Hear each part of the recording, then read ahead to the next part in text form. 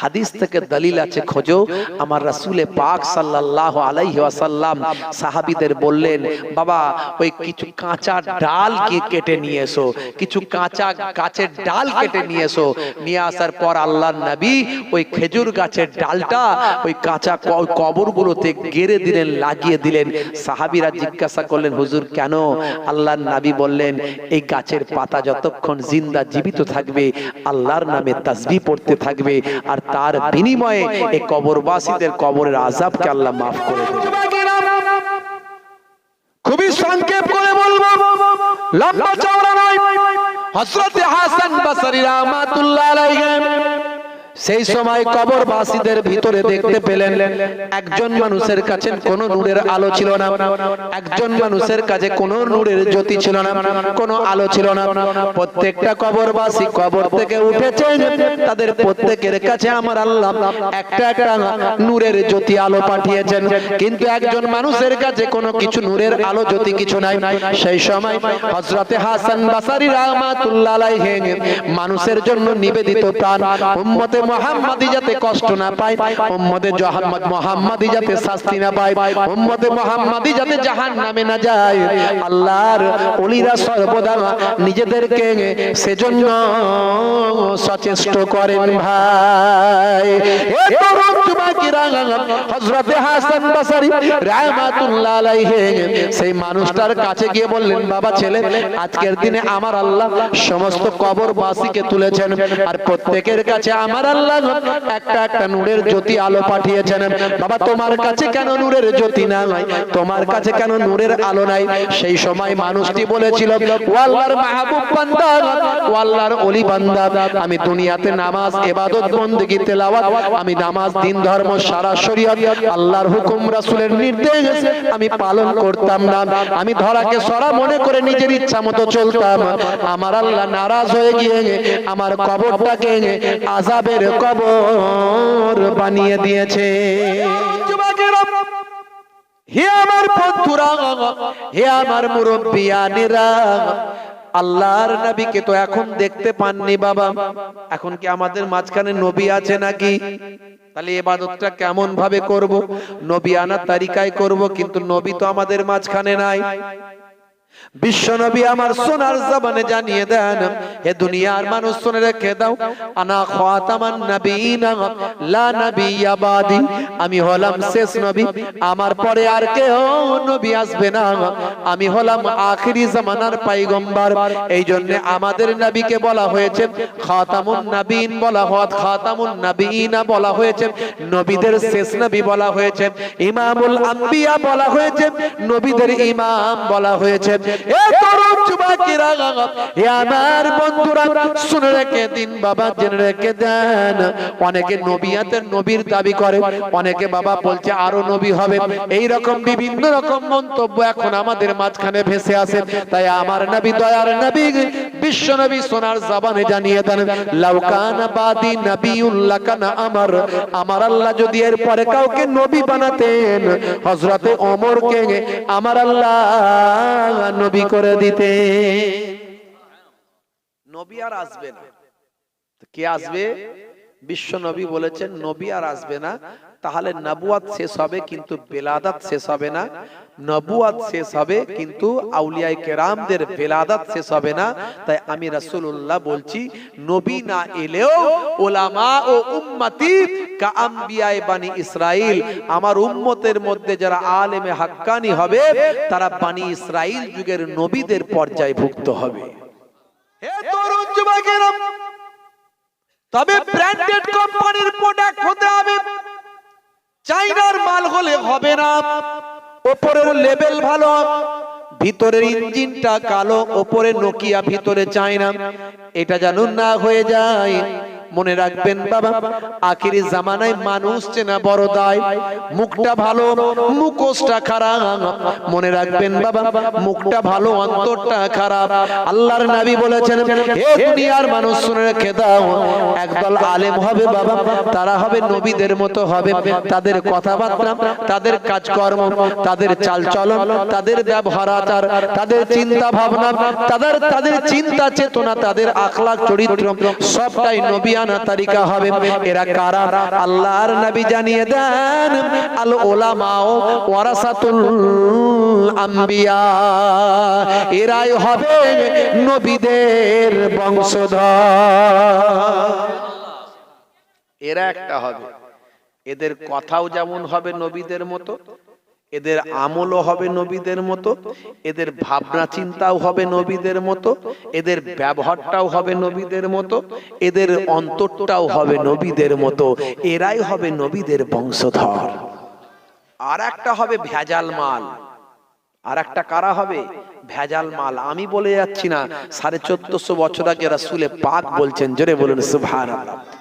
তারা কেমন হবে না? তাদের কথাটা হবে নবীদের মতো। কথাটা কাদের মতো হবে? নবীদের মতো। কিন্তু অন্তরটা হবে নেকড়ে বাঘের মতো। দেখছেন কত ভয়ঙ্কর কথা। জানো নবী আমার সব জানেন, বিশ্ব নবী সব জানেন কি হবে, তাই সব কিছু ক্লিয়ার করে দিয়ে গেছেন। আমরা মানুষকে বোঝাতে পারি না, বলতে পারি না, তাই এত গন্ডগোল, এত দলমত যে হচ্ছে না, এ সব নবী সব বলে দিয়ে চলে গেছে। আমরা মানুষকে বোঝাতে পারি না, বলতে পারি না, ঠিক মতো আমরা মানুষের কাছে অ্যাপ্লাই থ্রোটা করতে পারি না। হে তরুণ যুবকেরা, 1450 বছর আগে বিশ্বনবী বললেন, ওই সমস্ত ভেজাল মৌলবী, ভেজাল মানুষগুলো কারা? হে তরুণ যুবকেরা, হে আমার মুরব্বিয়ানেরা, শুনে রেখে দিন বাবা, জেনে রেখে দিন বাবা, কালামুহুম কা কালামিল আম্বিয়া, তাদের কথাগুলো হবে নবীদের কথার মতো। কুলুবুহুম কা কুলুবিজ জিয়াব, তাদের বাবা অন্তরটা হবে নেকড়ে বাঘের মতো হিংস্র। ওয়া ফিলুহুম কা ফিলিল ফারাইনা, কাজ কর্মগুলো হবে ফেরাউন নমরুদের মতো। ফেরাউনের মতো তাদের কাজগুলো, তারা যেখানে যাবে ফিতনা ছড়াবে, যেখানে যাবে সুন্দর পরিবেশ নষ্ট করে দেবে, যেখানে যাবে অশান্তি লাগিয়ে দেবে, মুসলমানে মুসলমানে দ্বন্দ্ব লাগিয়ে দেবে। তাদের কাজকর্মগুলো ফেরাউনের মতো কাজ হবে। অন্তরে তাদের থাকবে হিংসা, অন্তরে তাদের থাকবে নেকড়ে বাঘের মতো হিংস্রতা। এই তরুণ যুবকেরা, কিন্তু তাদের কথাগুলো সুন্দর হবে, কথাগুলো মিষ্টি হবে। এরা কথাগুলো সুন্দর সুন্দর ভাবে বলবেন। আল্লাহর নবী বলেন, এরা আমার উম্মত নয়, আমি নবীও এদের নবী নয়। আপনাকে বুঝে নিতে হবে। ভালো ডাক্তার চিনেছেন, ভালো ডাক্তার না ধরলে অপারেশনটা সাকসেস হবে না। ভালো অ্যাডভোকেট চিনেছেন, ভালো অ্যাডভোকেটটা না পেলে কেসটা লড়া যাবে না। ভালো টিচারটাকে ছেলের কাছে লাগিয়েছেন, ভালো টিচার না পেলে ছেলে পাস করতে পারবে না। সব ভালো পেয়েছেন, আর মৌলবীর বেলায় ভালো পেলেন না কেন? মৌলবীর বেলায় খোঁজার চেষ্টা হয়নি, খালি উদাহরণ দিয়েছেন সব মৌলবী এক। অত সহজ নয় ভাইরা আমার।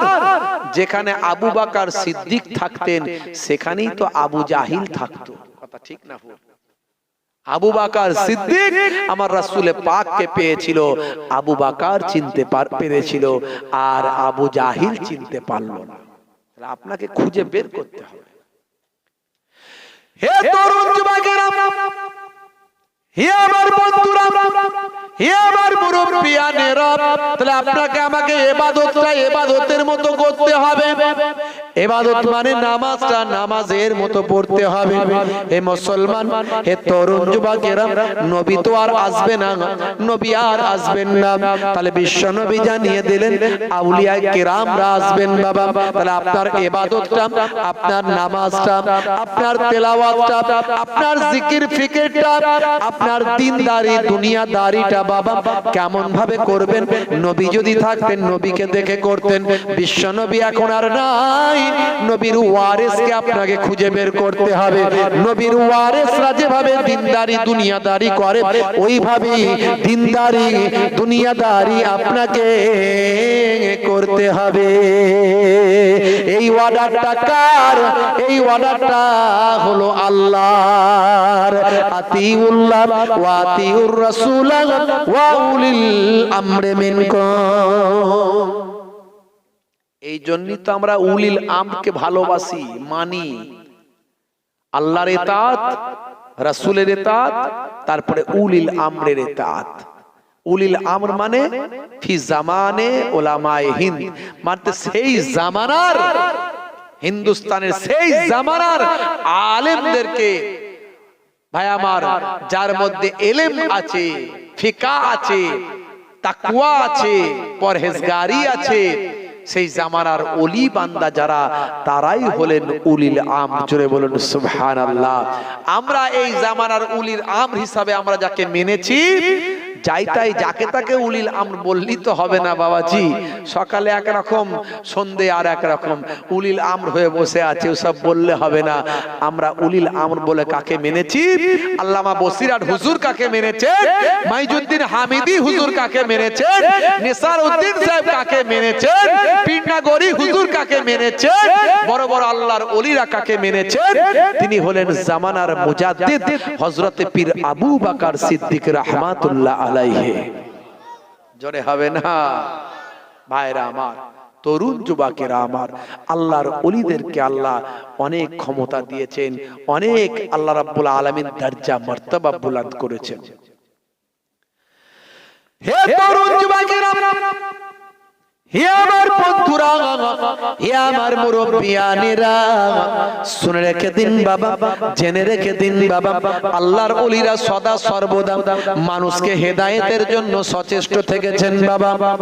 সর্বদা আল্লাহর মাহবুব বান্দারা মানুষকে হেদায়েতের জন্য সচেষ্ট থেকেছেন।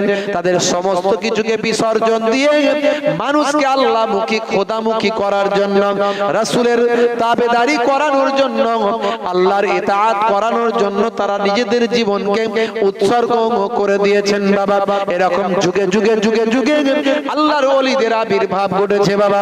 এই তরুণ যুবকেরা, হে আমার বন্ধুরা, হযরত গাউসে আজম বাবা বড় পীর আব্দুল কাদের জিলানী আল বাগদাদি রাহমাতুল্লাহ আলাইহি, হযরত খাজা গরিব নওয়াজ মাইনুদ্দিন চিশতি আজমিরি সঞ্জারি রাহমাতুল্লাহ আলাইহি, হযরত খাজা বাকিবুল্লাহ বোয়ালি কালান্দার সানাউল্লাহ পানিপতি আহমদ শাহ হুজুর, সুলতান শাহ হুজুর রাহমাতুল্লাহ আলাইহি, হযরত পীর আবু বকর সিদ্দিক রাহমাতুল্লাহ আলাইহি, হযরত বসিরহাট আল্লামা হুজুর রাহমাতুল্লাহ আলাইহি, পীরনগর হুজুর রাহমাতুল্লাহ আলাইহি, এই সমস্ত আল্লাহর মাহবুব বান্দারা যুগে যুগে মানুষকে হেদায়েতের পথে আহ্বান করেছে, নিজেদের জীবনটা মানুষের হেদায়েতের জন্য উৎসর্গ করেছে। আল্লাহর পথে, হেদায়েতের পথে মানুষকে পরিচালনা করার জন্য তারা দিনের পর দিন মেহনত করে গেছেন, কষ্ট ত্যাগ স্বীকার করে গেছেন। বাপজি আমার, ভাইরা আমার, তরুণ যুবকেরা আমার, আমার নবী পাক সাল্লাল্লাহু আলাইহি ওয়াসাল্লাম রাস্তা দিয়ে যাচ্ছেন, এমন সময় দুটো কবর দেখে দাঁড়িয়ে গেলেন। এটা হাদিসের মধ্যে এসেছে। এই সব হুজুরদের কথা ছাড়তো, সব কোথা থেকে সব দলিল পায়, কথা পায়? হ্যাঁ, হাদিস থেকে দলিল আছে খোঁজো। আমার রাসূলে পাক সাল্লাল্লাহু আলাইহি ওয়াসাল্লাম সাহাবীদের বললেন, বাবা ওই কিছু কাঁচা ডাল কি কেটে নিয়ে এসো, কিছু কাঁচা গাছের ডাল কেটে নিয়ে এসো। নিয়ে আসার পর আল্লাহর নবী ওই খেজুর গাছের ডালটা ওই কাঁচা কবরগুলোতে গেড়ে দিলেন, লাগিয়ে দিলেন। সাহাবীরা জিজ্ঞাসা করলেন, হুজুর কেন? আল্লাহর নবী বললেন, এই গাছের পাতা যতক্ষণ জিন্দা জীবিত থাকবে আল্লাহর নামে তাসবিহ পড়তে থাকবে, আর তার বিনিময়ে এই কবরবাসীদের কবরের আযাবকে আল্লাহ মাফ করে দেবে। আল্লাহর নবী কবরের হালটা যে দেখতে পেয়েছেন, এটা হাদিস থেকে প্রমাণ। আর নবীদের ওয়ারিসকেও আল্লাহ প্রয়োজনে দেখিয়ে থাকেন কবরের হাল। জোরে বলুন সুবহানাল্লাহ।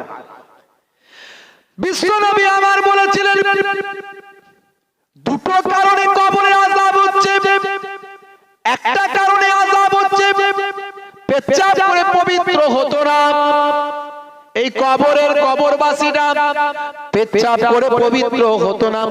আল্লাহর নবী হাদিস পাকের মধ্যে জানিয়ে দেন, লা ইয়াস্তানজু আনিল বাউল, পেচ্ছাব করে ওই ব্যক্তি পবিত্র হতো না। আর একটা কবরের আযাব হচ্ছে ওয়ায়ামসি বিন নামিমা, চগলখড়ি করত, এর কথা ওকে লাগাতো, তার কথা তাকে লাগাতো, চগলখড়ি করত। বাবা এই চগলখড়ি করার কারণে ওই ব্যক্তির কবরে আযাব হচ্ছে। দুটো কারণে কবরে আযাব হচ্ছে। একটা হলেও চগলখড়ি করছে, একজন করেছে, আর একজন হচ্ছে পেচ্ছাপ করে পবিত্র হয় না। আচ্ছা, এখানে এমন অনেক ছেলে আছে পেচ্ছাপ করে পানি নেয় না, আছে না নাই? বাপজি আমার, তাহলে আমার নবীর হাদিস অনুযায়ী পেচ্ছাপ করে পবিত্র না হলে কবরে শাস্তি হবে। বাপ, আজ থেকে ওয়াদা করো যে পেচ্ছাপ করে নাপাক থাকবো না, একটু চেপে চুপে কোন রকমে আর ওখানেটা গিয়ে বাথরুম খুঁজে খাজে পানি টানি নিয়ে বসবো। কথা ঠিক না ভুল? যেখানে পাবে সেখানে ছাড়বে, এই লাইন ছাড়ো।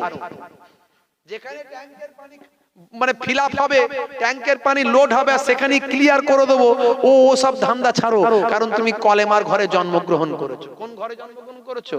কলেমার ঘরে। তোমার জন্য আল্লাহ অন্য সিস্টেম করে দিয়েছে, ওই যা তা তুমি ব্যবহার করতে পারবে না। তোমার জন্য সবকিছু স্পেশাল, সবকিছু স্পেশাল, তোমার জন্য সব রুলস। তুমি পরক্রিয়া করতে পারবে না, তোমার জন্য বিবাহ করা আল্লাহ সুন্নত করে দিয়েছে, কারোর জন্য ফরজ করে দিয়েছে, কারোর জন্য আবার হারাম করে দিয়েছে। কারোর জন্য বিবাহ করা হারাম, কারোর জন্য বিবাহ করা ফরজ ওয়াজিব, আবার কারোর জন্য সুন্নত। বলে হুজুর এটা আবার কিরকম কথা, নতুন কথা শুনছি মনে হচ্ছে। হ্যাঁ, যে ব্যক্তির শারীরিক সক্ষমতা আছে, অর্থনৈতিক সক্ষমতা আছে, এবং সে যদি বিবাহ না করে জেনার দিকে ধাবিত হতে পারে, জেনার দিকে চলে যেতে পারে, ব্যভিচার তার শরীরে লাগতে পারে, ব্যভিচারের কলঙ্ক তার গায়ে লাগতে পারে, অর্থাৎ তার শারীরিক সক্ষমতা আছে, আর্থিক সক্ষমতা আছে, কিন্তু বিবাহ না করলে সে জেনাখোর হয়ে যাবে, পতিতালয়ে যাবে, সে অবৈধ জায়গায় যাবে। এই ব্যক্তির জন্য দ্রুত বিবাহ করা ফরজ। যার শারীরিক সক্ষমতা আছে, আর্থিক সক্ষমতা আছে, কিন্তু জেনা ব্যভিচারের ভয় নাই, এই ব্যক্তির জন্য বিবাহ করা সুন্নত। আর যে ব্যক্তির শারীরিক সক্ষমতা নাই, আর্থিক সক্ষমতা নাই, শারীরিক ক্ষমতাও নাই, বিবাহ করার চাহিদা নাই, বিবাহ করলে বিবাহের যে কারণে বিবাহ করতে হয়, বংশ বিস্তারের ব্যাপার, এগুলো সে পারবে না, তার শারীরিক সক্ষমতা নাই, সে শারীরিক ভাবে অকেজো, আর্থিক ভাবেও কমজোর, কিন্তু মা বলেছে একটা বিবাহ কর, না করলে লোকে খারাপ বলবে, এই লোকটার জন্য বিয়ে করা হারাম। কারণ বিবাহ করার পরে সে তার স্ত্রীকে শারীরিক ভাবে এবং আর্থিক ভাবে কোনো ভাবেই সে তার চাহিদা পূরণ করতে পারবে না। এই না করার কারণে তার বউটা কিন্তু একদিন অন্যায় পথে ধাবিত হতে পারে, অর্থাৎ একটা মহিলার জীবন নষ্ট হতে পারে। এই জন্য এই পুরুষের জন্য বিবাহ করা হারাম। বাংলাদেশে একটা লোক, কি নাম, মকবুল নাকি রবিউল নাকি নাম, 7খানা বিয়ে করেছে। দেখেছেন মোবাইলে ভাইরাল হয়েছে, 7টা বিয়ে, 7খানা বিয়ে করেছে। আবার বউগুলো সব বলছে আমরা সব বোনের মতো আছি, কোনো সমস্যা নাই আমাদের, আমরা ভালোই আছি। আচ্ছা বলেন তো, 7খানা বিয়ে জায়েজ আছে? একটুখানি সামনের দিকে চেপে চেপে আসেন তো ভাই, একটু সামনের দিকে চেপে চেপে আসেন। আচ্ছা বলেন তো দেখি, 7খানা বিয়ে জায়েজ আছে? হ্যাঁ, শখ বলছে আমার মায়ের মা বলেছিল যে আমার ছেলের আমি 7টা বিয়ে দেব, তো মায়ের শখটা পূরণ করেছি। ভাই ইসলামে এইসব সিস্টেম আছে? তাহলে মুসলমান ঘরে, কলেমা ঘরে জন্ম হয়েছে মানে তোমার জন্য সব স্পেশাল। আল্লাহ যা নির্দেশ দিয়েছে তার নির্দেশের বাইরে তুমি যেতে পারবে না। 7খানা বিয়ে ইসলাম কখনো সাপোর্ট করে না। তোমার ক্ষমতা থাকলেও করতে পারবে না। যদি বলে নবী করেছে, হুজুর প্রশ্ন করতে পারে যে আল্লাহর নবী তো 11টা বিবাহ করেছে, হুজুর আল্লাহর নবীর জন্য, ওটা নবীর জন্য খাস। যদি বলেন নবী এরকম করলো কেন, মনে রাখবেন আল্লাহর নবী আজ থেকে 1450 বছর আগের কথা। সেই মাত্র ইসলাম আবার নতুন করে সংগঠিত হচ্ছে। ঈসা নবী চলে যাওয়ার পরে, আকাশে উঠে যাওয়ার পরে আল্লাহর নবী আসলেন। এই গ্যাপটা কিছু কম বেশি 500 বছর। এই 500 বছরের লোকে ইসলাম ভুলে গেছে, আল্লাহ ভুলে গেছে, নবী ভুলে গেছে। মাইট ইজ রাইট, জজ্জার মুল্লুক তার। সেই যুগে একজন পুরুষ অসংখ্য মহিলার সঙ্গে অবৈধ সম্পর্ক করত, একজন মহিলা অসংখ্য পুরুষের সঙ্গে সম্পর্ক করত। সেই যুগে আমার আল্লাহ, আল্লাহর নির্দেশে নবী 11টা বিবাহ করেছিলেন এবং বিবাহকে সংকুচিত করেছিলেন, অসংখ্য অবৈধ সম্পর্ককে হারাম করেছিলেন এবং বিবাহকে বৈধ করেছিলেন। সেই যুগে আমার নবী, আমার রাসূল বলেছিলেন, যার শারীরিক, মানসিক এবং আর্থিক ক্ষমতা আছে তার জন্য ইসলাম একটা নির্দিষ্ট করে দিয়েছে। আর আমি রাসূলকে আমার জন্য আল্লাহ খাস করেছেন, কারণ আমি ইসলামের প্রসার ঘটাচ্ছি, ইসলামের প্রচার ঘটাচ্ছি। 4 কারণে বিদ্যানীরা বলেন আল্লাহর নবী 4 কারণে বিবাহ করেছেন। একটা হচ্ছে এডুকেশন, এডুকেশনাল কারণ। ভাইরা আমার, শিক্ষার দিক থেকে প্রচার প্রসারের জন্য আল্লাহর নবীর কাছে পুরুষ মানুষেরা এসে শিক্ষা লাভ করত, কিন্তু মহিলারা শিক্ষা লাভ করতে সংকোচ বোধ করত। তাই আল্লাহর নির্দেশে অনেক মহিলা আল্লাহর নবীর স্ত্রী হলেও এর কারণে আল্লাহর নবী সেই মহিলাদের দ্বীন শেখালেন, আর সেই মহিলাদের কাছ থেকে হাজার হাজার মহিলারা দ্বীন শিখতে লাগলো। আর একটা হলো বৈধতার ক্ষেত্রে। বৈধতার ক্ষেত্রে আল্লাহর নবীর পালক পুত্র ছিলেন হযরতে যায়েদ। যায়েদের স্ত্রীকে বিবাহ করার অনুমতি আসলো। বন্ধুরা আমার, তরুণ যুবকেরা আমার, পালক পুত্র যে অরিজিনাল পুত্র নয়, পালিত পুত্র আর নিজের পুত্র, জন্ম দেওয়া পুত্র এক নয়, এটা বোঝানোর জন্য, এই মাসালাকে প্রতিষ্ঠিত করার জন্য ভাই আমার আল্লাহর পক্ষ থেকে নির্দেশ এলো। ভাইরা আমার, তিনি আবার একটা বিবাহ করলেন। ভাই আমার, সেই বিবাহ করে, বিধবা বিবাহ করে ভাই আমার বৈধতা দিলেন যে পুত্রকে, পালক পুত্রের স্ত্রীকে বিবাহ করা যায়। এটা বৈধ, পালক পুত্র কখনো অরিজিনাল পুত্র নয়, সেটা মুখে বলা পালিত পুত্র। বন্ধুরা আমার, তার স্ত্রীকেও ভাই আমার অন্যায় থেকে বাঁচানো যায়, তার স্ত্রীকেও অবহেলা থেকে রক্ষা করা যায়। কেউ চাইলে বিবাহ করতে পারে, এটা বৈধতা দেওয়ার জন্য। 3 নাম্বার হলো সামাজিক, সোশ্যাল কারণে, সম্পর্কের মজবুতির কারণে। আল্লাহর নবীর দ্বীন প্রচারের ক্ষেত্রে সম্পর্ককে মজবুত করতে হবে। আবু বকরের সঙ্গে আত্মীয়তার সম্পর্ক হলে সম্পর্ক মজবুত হবে, ওমর ফারুকের সঙ্গে আত্মীয়তার সম্পর্ক হলে সম্পর্ক মজবুত হবে, দ্বীন প্রচারে সুবিধা হবে। এই সোশ্যাল কারণে আল্লাহর নবীকে বিবাহ করতে হয়েছিল। 4 নাম্বার হলো পলিটিক্যাল কারণ, রাজনৈতিক কারণ। খাইবারের যুদ্ধের সময় যুদ্ধে বিজয় হলো, লাভ ও জয় হলো। ভাই আমার, ইহুদিদের রানীকে, ইহুদিদের রাজকন্যাকে বিবাহ করলেন আল্লাহর নবী। এই বিবাহ করার মাধ্যমে সমস্ত ইহুদিরা ইসলাম গ্রহণ করে নিল। যে আমাদের তো আত্মীয় হয়ে গেছে, মুহাম্মদুর রাসূলুল্লাহ সাল্লাল্লাহু আলাইহি ওয়াসাল্লাম আমাদের আত্মীয় হয়ে গেছে, তাহলে আমরা বিজয় তো পরাজয় তো আমাদের হয়েছে, তিনি তো জয়ী হয়েছেন, কিন্তু তার সঙ্গে আমাদের আত্মীয়তার সম্পর্ক যখন হয়ে গেছে, তার ধর্ম গ্রহণ করতে আমাদের কোনো আপত্তি নাই। সবাই কলেমা পড়ে নিয়েছিল। এটা হলো পলিটিক্যাল কারণ। এইরকম 4 কারণে আল্লাহর নবীর জন্য খাস ছিল ভাই আমার। তাই আল্লাহর নবী 11টা বিবাহ করেছিলেন। কিন্তু এই বিবাহ আর কারো করা চলবে না। নবীর জন্য খাস, আর কারোর জন্য খাস নয়। তাহলে 7খানা যে করে ফেললো, কি করবেন? আমার আল্লাহ কটা তাহলে জায়েজ করেছেন? যদি কারো শারীরিক ভাবে, অর্থনৈতিক ভাবে এবং বিচারের ক্ষেত্রে যদি একেবারে পুঙ্খানুপুঙ্খ ভাবে চলতে পারে, তার জন্য 2, 3 অথবা 4টে বিবাহ পর্যন্ত জায়েজ আছে। কিন্তু যদি বিচার যদি ঠিক মতো না করতে পারে, আল্লাহ বলে দিচ্ছেন একটা করো। এই যে সূরা নিসার 3 নাম্বার আয়াতে আমার আল্লাহ জানিয়ে দিচ্ছেন। ভাইরা আমার, তরুণ যুবকেরা আমার, ফানকিহু মা তাবা লাকুম মিনান নিসায়ে মাসনা ওয়া সুলাসা ওয়া রুবা ফাইন খিফতুম আল্লা তাদিলু ফাওয়াহিদা।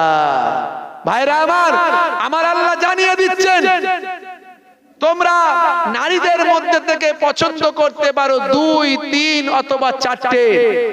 যদি ন্যায় বিচার করতে পারো, যদি ন্যায় বিচার না করতে পারো, তাহলে একটাই তোমাদের বিবাহ করতে হবে, অর্থাৎ একটাতেই তোমাদের ক্ষান্ত থাকতে হবে। বন্ধুরা আমার, ইসলাম কত সুন্দর সিস্টেম শিখিয়েছেন। তাই আমাদের সব একটা করে বিবাহ করতে হয়, এর বেশি নয়। কারণ একটা বউই সামলাতে পারে না, চুল উঠে যাচ্ছে, আবার 2, 3টে বউ, তাই তো নাকি? থাকবে তো চুল মাথার একটাও থাকবে না। তো বাবু 7খানা বিয়ে করেছে। তো যাই হোক, এখন আল্লাহ তো 4টে পর্যন্ত অনুমতি দিয়েছে, 7টা তো অনুমতি দেয়নি। এখন এই মাসালাটা কি হবে? বাংলাদেশের বড় বড় আলেমরাও বলছে, আমিও বলেছি, মুফতি সাহেবের সঙ্গে তাড়াতাড়ি কথা বলো, বলে নালে বিপদ তোমার মাথার উপরে। যতদিন সংসার করবে গোনা শুধু খাতায় লেখা হবে। ভাইরা আমার, তরুণ যুবকেরা আমার, বন্ধুরা আমার, কিন্তু দিনকাল খুব খারাপ। আজকে বিবাহ বন্ধনটাও আমাদের মাঝখানে একটা বিরাট বড় বাধা তৈরি করেছে। বিয়ে করতে গেলে পণ, এই যে পুরুষরা পণ নেয়, এই পণের কারণে আজকে নারী সমাজ নির্যাতিত, নিষ্পেষিত হচ্ছে, লাঞ্ছিত, বঞ্চিত হচ্ছে। আজকে নারীর বাপ, একটা কন্যার বাপ, তার আজকে সম্মান নষ্ট হচ্ছে। এমনকি অনেক কন্যার পিতাকে মানুষের কাছে হাত পাততে হচ্ছে। এর থেকে দুর্ভাগ্য আর কিছু নাই। যুব সমাজের প্রতি আমার আবেদন, হে যুবকেরা, আজ তুমি একটা কন্যাকে বিবাহ করছো, একদিন তুমিও কন্যার পিতা হবে, সেদিন তোমার অবস্থাটা কি হবে? তাই আজ থেকে আমাদের যুব সমাজকে প্রতিজ্ঞা করতে হবে, আমরা পণ ছাড়া বিবাহ করব। আর আলেম ওলামারা তাদেরকে দাওয়াত করলেই তো চলে যায়, কে পণ নিল কে পণ নিল না, এরকম অনেকে ঠিক মতো বিচার বিশ্লেষণ করে, অনেকে আবার করেন না। আমি অনুরোধ করব, যে জায়গায় পণ নিয়ে বিবাহ পড়া হবে সেই জায়গায় বিবাহ পড়ানো বন্ধ করুন। তবে সমাজ থেকে পণ প্রথার মতো একটা ভাইরাস আমাদের কাছ থেকে সরে যাবে। আর পণ ইসলামে হারাম, মনে রাখবে, হারামের অর্থ দিয়ে যা কিছু তৈরি করা হবে সব হারাম।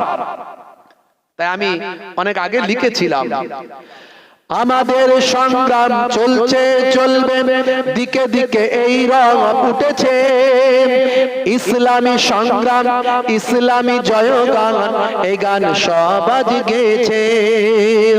আমাদের সংগ্রাম চলছে চলবে, দিকে দিকে এই রং উঠেছে, ইসলামী সংগ্রাম, ইসলামী জয়গান, এই গান সব আজ গেয়েছে।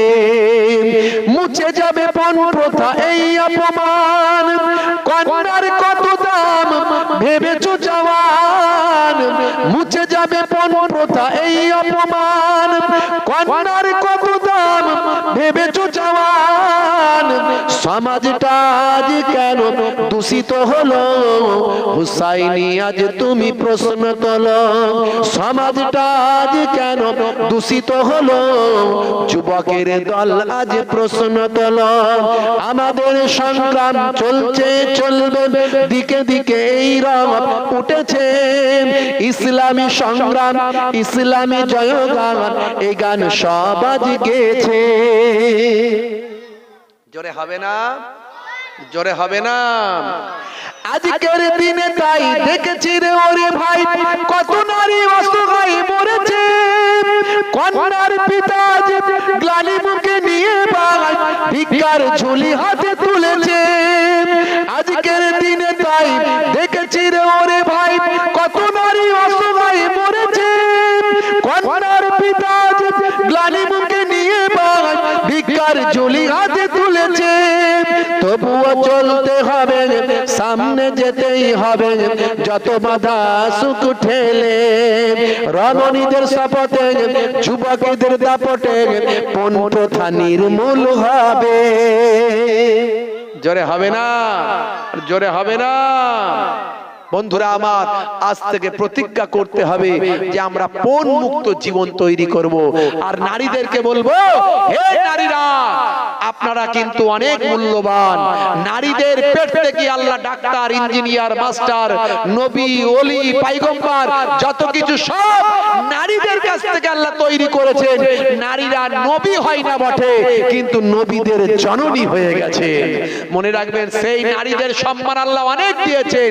সেই সেই নারীরা আপনারা নিজেদের সম্মানকে বজায় রাখার চেষ্টা করুন। আল্লাহ আপনাদের সম্মান দিয়েছে, সম্মানকে ধরে রাখার চেষ্টা করুন। মোবাইল কিনলে যেমন কভার লাগাতে হয়, হে নারীরা নিজেদেরকে একটু কভারের মধ্যে রাখুন। আপনাদের মূল্যটা আল্লাহ যা দিয়েছেন পৃথিবীর মানুষ বুঝতে পারবে। তাই নিজেদেরকে হেলা ফেলা করে দেবেন না, নিজেদেরকে একেবারে বিলিয়ে দেবেন না, ফোন দিয়ে বিবাহ করবেন না। প্রতিজ্ঞা করুন ফোন মুক্ত জীবন যাপন করব, ফোন মুক্ত সমাজ তৈরি করব। আল্লাহ রাব্বুল আলামিন যেন আমাদের কবুল ও মঞ্জুর করে নেন। বলুন আল্লাহুম্মা আমিন। দরুদ শরীফ আল্লাহুম্মা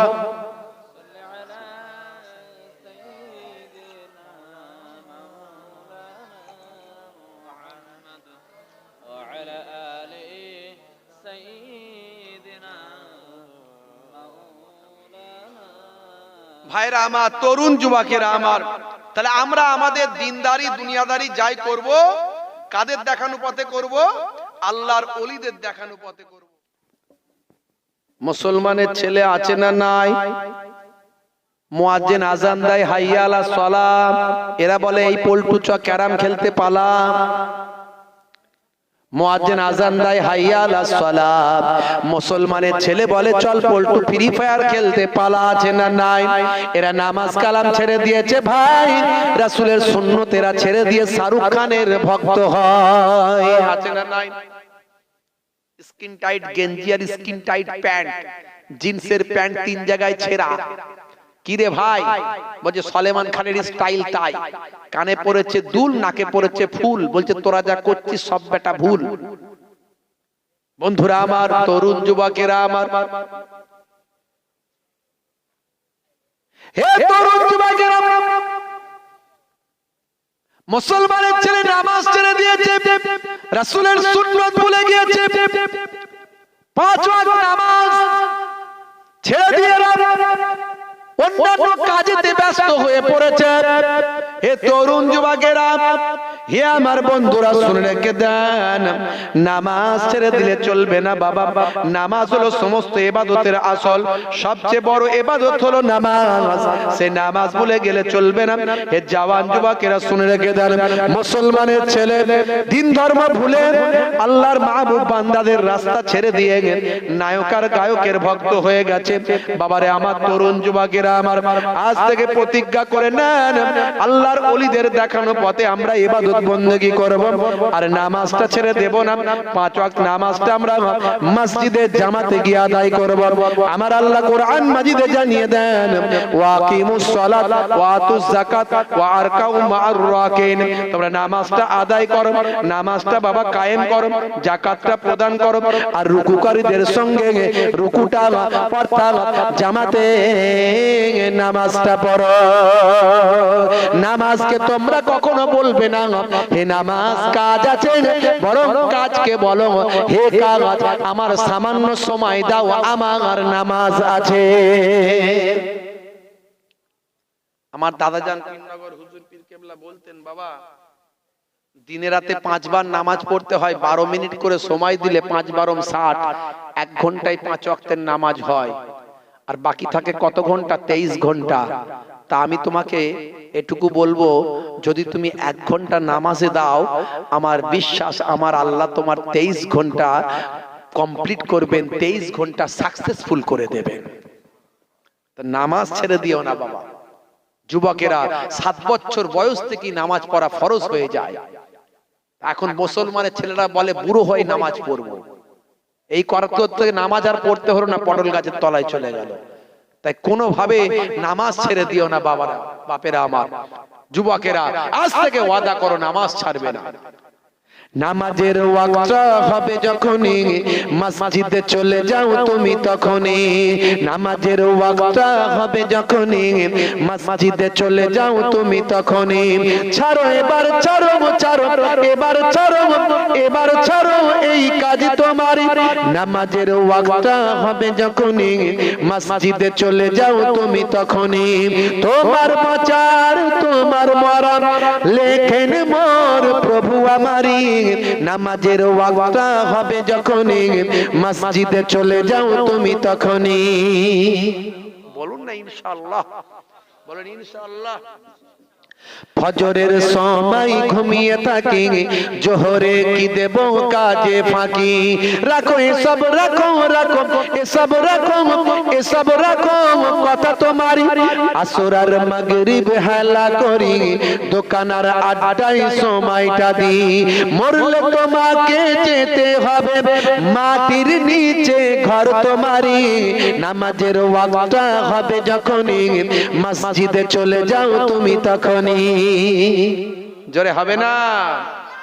এশার সময় ঘুমিয়ে পড়ি, শরীরটা ক্লান্ত মেলিয়ে দি। না না এসব বলো না, এসব বলো না, এসব বলো না বান্দা তুমি। রুটি রুজি দিচ্ছে যিনি, জীবন মরণের মালিক তিনি। রুজি রুটি দিচ্ছে যিনি, জীবন মরণের মালিক তিনি। তোমায় আমায় জীবন দিয়ে ভালো রেখেছেন প্রভু আমারি। নামাজের ওয়াক্তটা হবে যখনই, মসজিদে চলে যাও তুমি তখনই। জোরে হবে না? রুজি রুটি দেওয়ার মালিক কে? জোরে বলেন কে? রুজি রুটি দেওয়ার মালিক আল্লাহ। তাহলে আপনি ভাবছেন যে আমার নামাজ পড়তে গেলে আমার কাজের গন্ডগোল হয়ে যাবে, কাজ আমার প্রবলেম হয়ে যাবে, কিন্তু কাজের রুজি রুটি দেওয়ার মালিক তো আল্লাহ। আপনি কারবারটা করেছেন, কিন্তু কারবারটা সাকসেসফুল করার মালিক হলেন আল্লাহ। কারবারে বরকত দেওয়ার মালিক আল্লাহ, খদ্দেরকে কারবারে আনানোর মালিক হলেন আল্লাহ। ভাইরা আমার, তরুণ যুবকেরা আমার, আজ থেকে সেই নামাজ ছেড়ে দেবেন না। বাপজি আমার, কবরবাসী কি বললো? এই কষ্ট হচ্ছে আপনাদের? জোরে বলেন কষ্ট হচ্ছে? শেষ করে দেবো? ঠান্ডা লাগছে মনে হচ্ছে? খুব সংক্ষেপে ছোট্ট করে ইনশাআল্লাহ, একটা থেকে একটা 15-20 মধ্যে শেষ ইনশাআল্লাহ।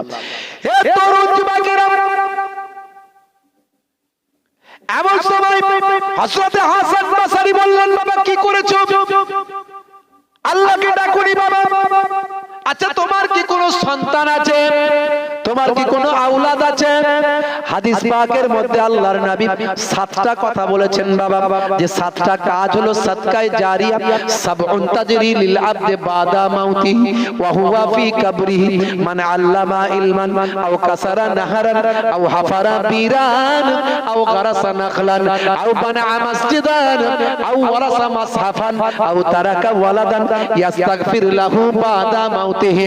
এর মধ্যে 7 নাম্বার হলো, বান্দা যদি আও তারাকা ওয়ালাদান, একটা সন্তানকে দুনিয়াতে রেখে আসে, যে সন্তানটা বাপের মারা যাওয়ার পর জুম্মার দিনে জুম্মার নামাজটা পড়ে, জুম্মার ফরজ নামাজ, সুন্নত নামাজ, নফল নামাজগুলো পড়ে, 22 রাকাত নামাজগুলো কমপ্লিট করে বাপের কবরের ধারে গিয়ে, মায়ের কবরের ধারে গিয়ে আল্লাহর দরবারে সূরা ফাতিহা, সূরা ইখলাস, দরুদ শরীফ পড়ে দোয়া চায়। এই রকম সন্তানকে আমার আল্লাহ নেক সন্তান বলে কবুল করে। রাসূল বলেন, এই রকম নেক সন্তানের ওসিলায় আমার আল্লাহ বাপ মায়ের কবরে সাদকায়ে জারিয়ার সব পৌঁছে দেয়। হে তরুণ যুবকেরা, ওই ব্যক্তির সন্তান আছে একজন, কিন্তু বাপ কা বেটা সিপাহী কা ঘোড়া। সন্তানের অ্যাড্রেস নিলেন, সন্তানের কাছে সকালবেলা হাসান বসরি রাহমাতুল্লাহ আলাইহি গেলেন, গিয়ে তাকে হেদায়েত করলেন, দ্বীনের কথা বললেন। ভাই আমার, সবকিছু হেদায়েত করে পিতার অবস্থার কথা শোনালেন, হেদায়েত করে তাকে বায়াত করে দিলেন। বাবা ওই সন্তানকে বললেন, বাবা তুমি নামাজ পড়ো, ইবাদত বন্দেগী করো, বাপের জন্য মাগফিরাত কামনা করো, দোয়া করো। সন্তান বললেন, হুজুর আপনি আল্লাহর দরবারে আমার পিতার জন্য একটু মাগফিরাত করবেন, আর কিছু সম্পদ, কিছু অর্থ আপনার হাতে দিচ্ছি, যেখানে যেখানে দান করলে আমার বাপের রুহে মাগফিরাত পৌঁছাবে সেখানে দান করবেন। হে তরুণ যুবকেরা, কয়েকদিন কেটে গেল, এইভাবে চলতে লাগলো। বেশ কিছুদিন যাবার পর হযরতে হাসান বসরি আবার বসরার বিখ্যাত মসজিদে আল্লাহর ইবাদতে মাশগুল আছে। আবার গভীর রাত্রিতে হুজুরের মনটা চেয়েছে একটু বাইরে বের হয়। আবার বাইরে বের হয়ে বসরার বিখ্যাত গোরস্থানের দিকে যখন গেলেন, হুজুরের চেহারাটা আবার গোরস্থানের দিকে গেল। গোরস্থান কবরস্থানের ভিতরে যখন আবার ঢুকলেন, আমার আল্লাহর কুদরতি ক্ষমতায় হুজুরকে আমার আল্লাহ দেখিয়ে দিলেন প্রত্যেকটা কবরবাসী কবর থেকে উঠে বসেছে, তাদের প্রত্যেকের কাছে আমার আল্লাহ নূরের আলো, নূরের জ্যোতি পৌঁছে দিয়েছেন। কিন্তু তাদের মাঝখানে একজন মানুষের কাছে সবচেয়ে বড়, সবচেয়ে জোরালো নূরের আলো লাইট আমার আল্লাহ দিয়েছে। সবচেয়ে বড় জোরালো লাইট দিয়েছেন। হাসান বাসারী রহমাতুল্লাহ তার দিকে গিয়ে বলেন, বাবা চেনা চেনা লাগছে, তুমি কি সেই দিনের সেই মানুষটা?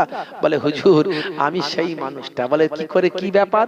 তুমি তো নামাজ কালাম কিছু করনি, তোমার কাছে চেহারাটা মলিন ছিল, কোনো নূরের আলো ছিল না, আযাবে কবর ছিল, ব্যাপারটা কি হলো? বলে হুজুর আপনি আমার সন্তানকে হেদায়েত করলেন, সন্তান আল্লাহ ওয়ালা হলো, সে আমার জন্য মাগফিরাত করতে লাগলো, আপনি করতে লাগলেন, দান করতে লাগলেন, আমার সন্তানের সাদকায়ে জারিয়ার ওসিলায় আমার সন্তান হেদায়েত হয়েছে বলে আল্লাহ আমার উপর রাজি হয়ে গিয়ে আমাকে সবচেয়ে বড় ইজ্জত দিয়েছেন, সবচেয়ে বড় নূরের জ্যোতি বানিয়ে দিয়েছেন আমার কবরে। জোরে হবে না? আজ থেকে প্রতিজ্ঞা করুন, আজ থেকে ওয়াদা করুন, বাপ মায়ের জন্য আমরা ইস্তেগফার করব, তাদের জন্য আমরা নামাজ পড়ে দোয়া চাইব। হে তরুণ যুবকেরা, আল্লাহর ওলিরা মানুষকে হেদায়েতের জন্য অস্থির হয়ে থাকেন, কোন উম্মত যাতে জাহান্নামে না যায় সব সময় চেষ্টা করেন। হযরত হাসান বসরি রাহমাতুল্লাহ আলাইহি খবর পেলেন বাবা সেই এলাকার হযরত হাসান বসরি রাহমাতুল্লাহ আলাইহির প্রতিবেশী এলাকার একজন বিখ্যাত মাজুসী ছিল, অগ্নি পূজক, নাম হলো তার সামাউন। সে সামাউনের মৃত্যুর সময় এসে হাজির হয়েছে। সামাউন মারা যাবে। হে তরুণ যুবকেরা, হযরত হাসান বসরি রাহমাতুল্লাহ আলাইহি বাবা সেই সময় চিন্তা করলেন, সামাউন লোকটা কিন্তু ভালো, কিন্তু সে আমার আল্লাহকে মানে না, সে একজন অগ্নি পূজক, আগুনকে খোদা বলে মানে, আগুনের কাছে যা কিছু চাওয়া, আগুনের কাছে যা কিছু বলার সব আগুনের কাছেই সে চায়, সে আগুনকে খোদা বলে মানে। তার কারণ হলো আগুনের মধ্যে আছে বিরাট শক্তি, যা কিছু দেওয়া হয় আগুন সব কিছু জ্বালিয়ে দেয়।